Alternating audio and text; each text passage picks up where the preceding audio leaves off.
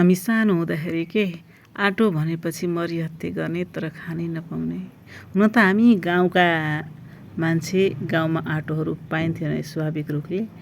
तर हाम्रो चाहिँ आटो एउटा दुईटा भैँसीहरू पालिसकेपछि मान्छेले भन्दा गाई भैँसीलाई चाहिँ खुलाउनु पर्छ भनेर चाहिँ गाई भैँसीलाई पिसेर पिठो बनाएर पकाएर खुलाइन्थ्यो। त्यति बेला गाउँमा चापट अथवा भैँसीलाई दिने दानाहरू बजारमा उपलब्ध थिएनन्। धानको भुस अनि चाहिँ मकैको आटो मिलाएर कुँडो भन्थ्यौँ हामी, पकाएर खाना दिन्थ्यौँ। मान्छेले आटो खान पाउनु भनेको त पहिलाको जमानामा चाडपर्व आएर भात खान पाउनु जस्तै हामीले पनि कहिलेकाहीँ यसो मौका मिल्यो भने वर्षमा 2-4 छाक खान पाउने। आजभोलि भने मैले यो रहर चाहिँ पुरा गरेकी छु।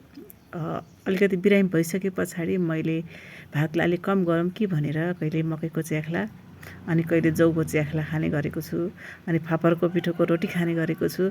साह्रै मजा आउँछ मलाई। अझ यो दुधसँग अझै मिठो हुन्छ। आज चाहिँ मैले करेला अनि चाहिँ अडहरको दालसँग मस्तसँग आटो खाएँ। तपाईँहरूकोतिर आटो खाने चलन छ कि छैन? हामी भने पश्चिमको भएको भएर चाहिँ आटो एकदमै मन पराउने। अहिले चाहिँ म पूर्वेली भएको छु। पूर्वतिर आटो खाने चलन छैन। यहाँ चाहिँ च्याख्ला भनिन्छ। च्याख्ला चाहिँ कुखुरालाई दिइन्छ। हाम्रोतिर चाहिँ भैँसीलाई दिइन्थ्यो, यतातिर कुखुरालाई दिइन्छ। र कहिलेकाहीँ खानुभयो भने ढिँडो खानुहुन्छ यतातिर। यतातिर च्याख्ला कसरी पकाउने भन्ने पनि थाहा छैन भन्दै हुनुहुन्थ्यो हाम्रो जेठानीहरूले। मलाई चाहिँ असाध्यै मनपर्ने। तपाईँहरूकोतिर यो च्याख्ला खाने चलन छ कि छैन? हेल्थको लागि पनि एकदमै राम्रो। यो सुगरको बिरामीलाई एकदमै राम्रो हुन्छ भन्छन्। मलाई सुगर छैन, तर अपरेसन पछाडि भात कम खाउँ भन्ने हिसाबले च्याख्ला खाने बानी गरेको छु। घरमा अब सरले च्याख्ला खानुहुन्न, मन पर्दैन भन्नुहुन्छ। उहाँलाई ढिँडो भयो मनपर्छ, उहाँले चाहिँ भातै खानुभयो। मैले चाहिँ च्याख्ला एक्लै पकाएर खाएँ। उतातिर उहाँले भात, मैले यतातिर च्याख्ला गरेर। च्याख्ला पनि अलिकति बढी भएछ कि के हो, मैले चाहिँ अलिक पेट ढाडिए जस्तो भयो।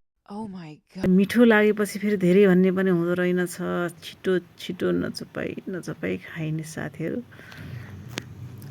याद आउँछ कि पहिला च्याख्ला खान नपाउने, त्यही पनि गरिबले खान्छन् च्याख्ला भन्थे, अनि गरिबको खाना हो भन्थे। अहिले धनीहरूलाई नै च्याख्लाको महत्त्व बुझ्न थालेको छ नि त।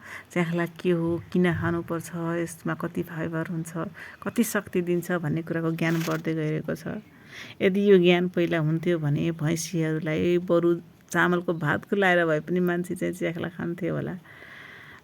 तर विडम्बना त्यतिखेर थाहा थिएन। हामीले पनि मन पराउने भएर पनि खान पाउँदैनौँ। अझ यो मकैको च्याख्ला त दहीसँग अथवा मोहीको कढीसँग एकदमै मिठो हुने गर्छ के।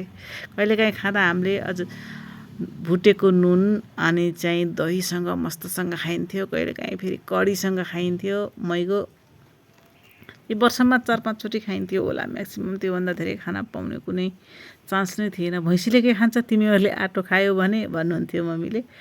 अनि भैँसीलाई दिनै ठिक्क हुने वर्षभरि खुलाउन।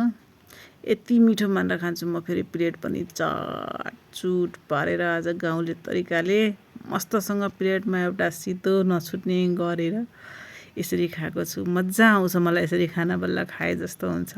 अब एकमफरा पनि घटटट्ट ठाडो घाँटी लगाएर घड्केपछि अरू केही चाहिँदैन साथीहरू। कति मिठो हुन्छ कि। तपाईँ पनि एकचोटि ट्राई गरेर हेर्नु होला यो च्याख्ला है त। मेरो भिडियो हेरेर साथ दिनुभएकोमा धेरै धेरै धन्यवाद तपाईँलाई है त।